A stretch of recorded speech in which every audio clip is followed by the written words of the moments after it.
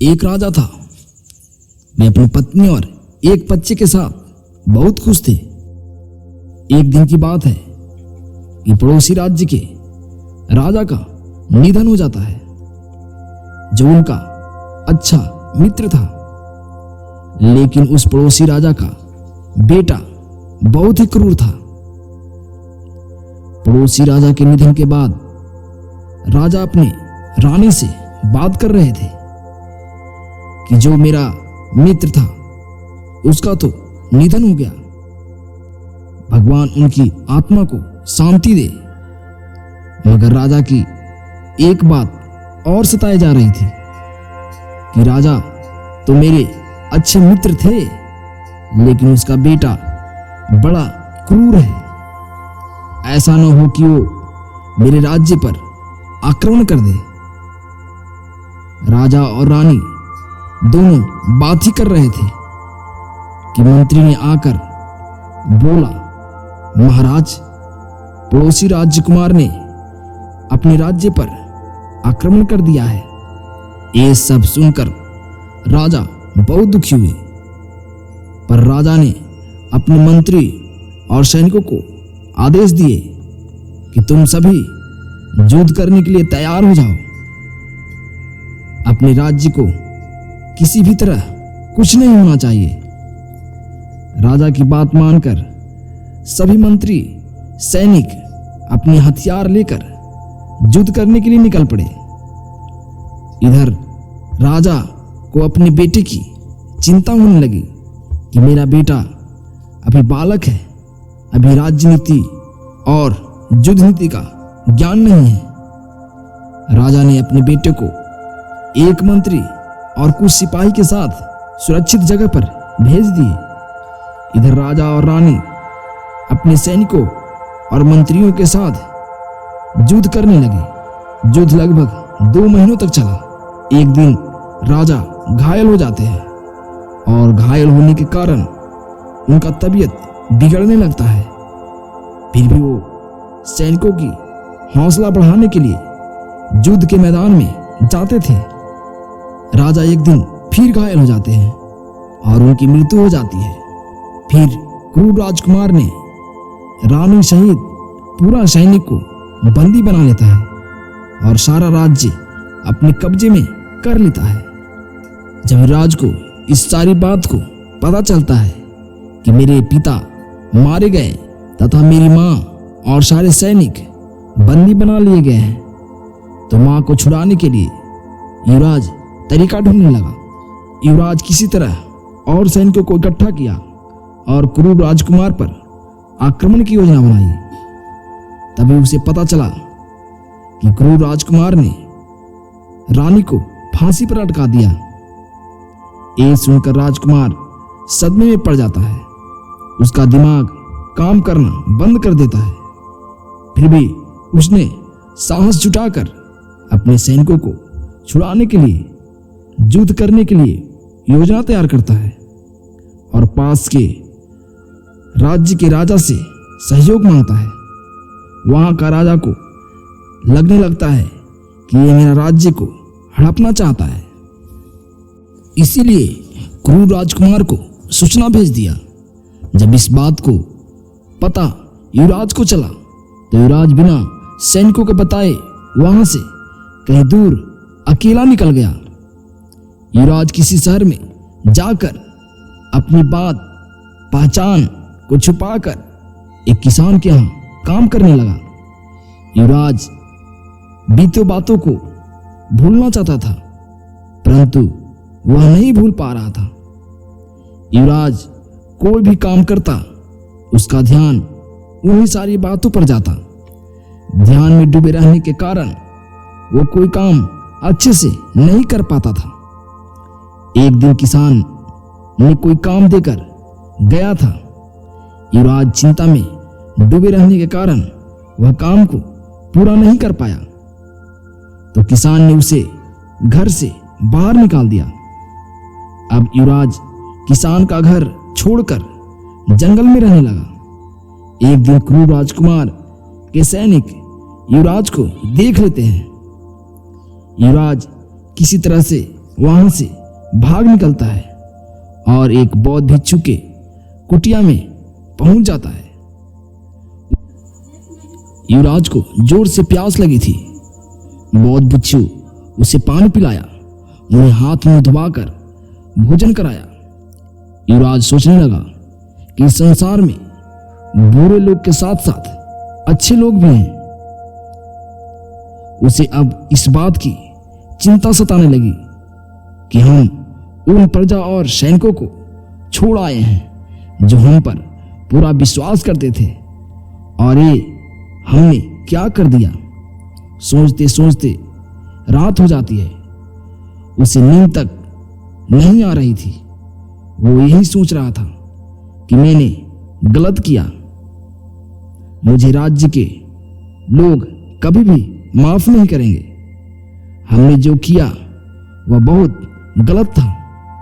उसे अपने आप पर बहुत शर्म आ रही थी।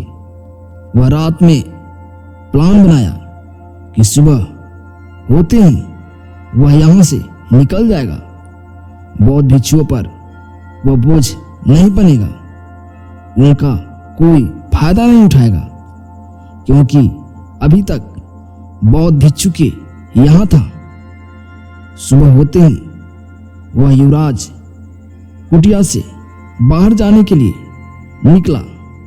वैसे ही एक बौद्ध भिक्षु देख लिया।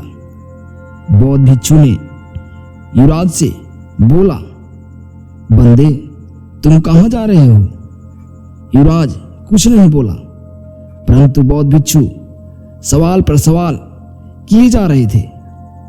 राजकुमार युवराज को बौद्ध भिक्षु का विचार बहुत अच्छा लगा, क्योंकि इतने दिनों में युवराज को कोई इतना ध्यान देने वाला मिला था।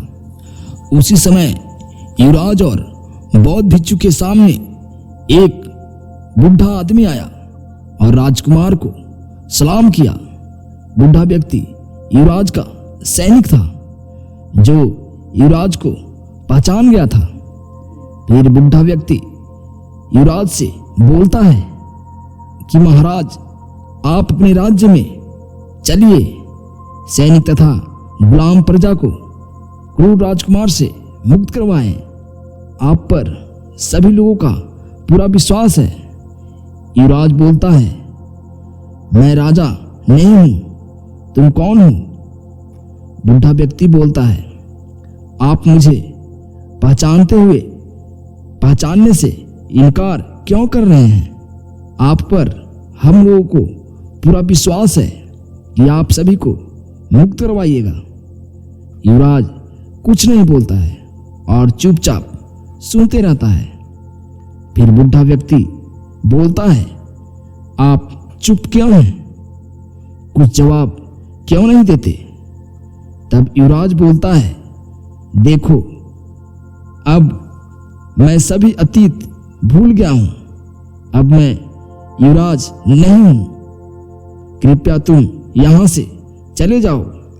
बुढ़ा व्यक्ति बोलता है कि हम वहां जाकर क्या करेंगे? क्रूर राजकुमार सभी को बंदी बनाकर दंड दे रहा है।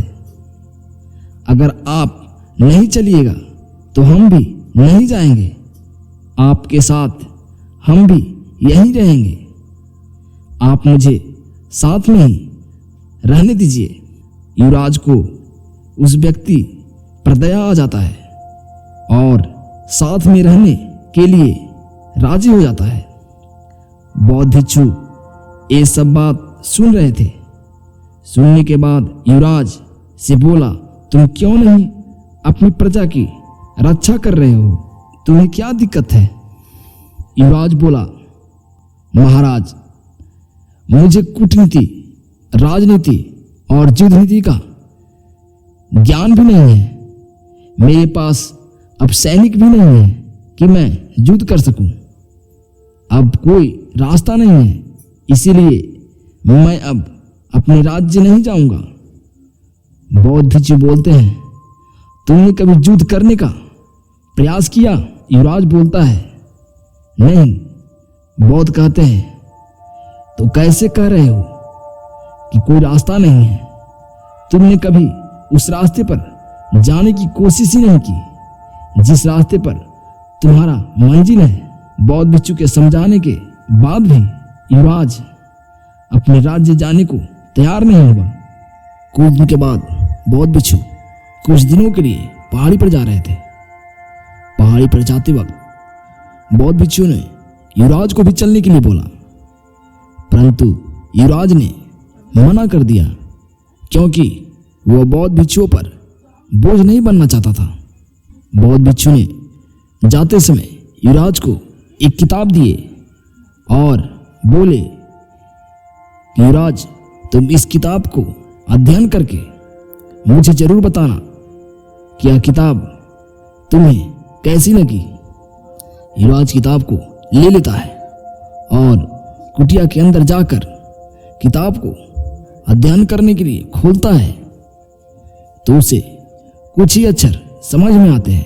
तब युवराज सोचता है क्यों ना फिर से जाकर इस किताब के बारे में बौद्ध भिक्षु को बता दे कि इस किताब की भाषा की जानकारी मुझे नहीं है। फिर युवराज सोचता है कि हो सकता है बौद्ध भिक्षु मुझसे नाराज हो जाएंगे। फिर भी वो टूटे फूटे शब्दों को जोड़कर धीरे धीरे अध्ययन करना शुरू कर देता है। कुछ दिनों के बाद वो किताब की सारी भाषा समझने लगता है और वो किताब कुछ दिन में अच्छे से पढ़ लेता है। पूरा किताब पढ़ने के बाद युवराज उस पहाड़ी पर बौद्ध भिक्षु से मिलने के लिए चला जाता है। बौद्ध भिक्षु युवराज को देखकर बहुत खुश होते हैं। बौद्ध भिक्षु पूछते हैं, युवराज, क्या तुम किताब को अच्छे से अध्ययन कर लिए? युवराज ने बोला, जी महाराज, मैंने इस किताब को बहुत अच्छे से अध्ययन किया। प्रारंभ में मुझे इस किताब की भाषा समझ में नहीं आ रही थी, फिर भी मैंने टूटी फूटी भाषा में जोड़ जोड़ कर अच्छे से अध्ययन कर लिया। तब बौद्ध भिक्षु बोलते हैं कि तुम जिस प्रकार इस किताब को टूटी फूटी भाषा में जोड़ जोड़ कर अध्ययन कर लिए, इसी तरह तुम अपने राज्य में जाओ और जिस तरह तुमने टूटी फूटी भाषा से किताब को पढ़ा, उसी टूटी फूटी जानकारियां से तुम अपने राज्य को मुक्त करवाओ, अपने सैनिकों को मुक्त करवाओ। युवराज को ये सारी बात समझ में आ गई कि बौद्ध भिक्षु मुझे ये किताब क्यों दिए थे। युवराज तुरंत वहां से बुढ़ा सैनिक को लेकर अपने राज्य की ओर चला जाता है और वह विजयी हो जाता है। इस कहानी से हमें ये शिक्षा मिलती है कि चाहे परिस्थिति कैसी भी हो, अगर हम चाह जाएंगे तो सफलता अवश्य प्राप्त होगी।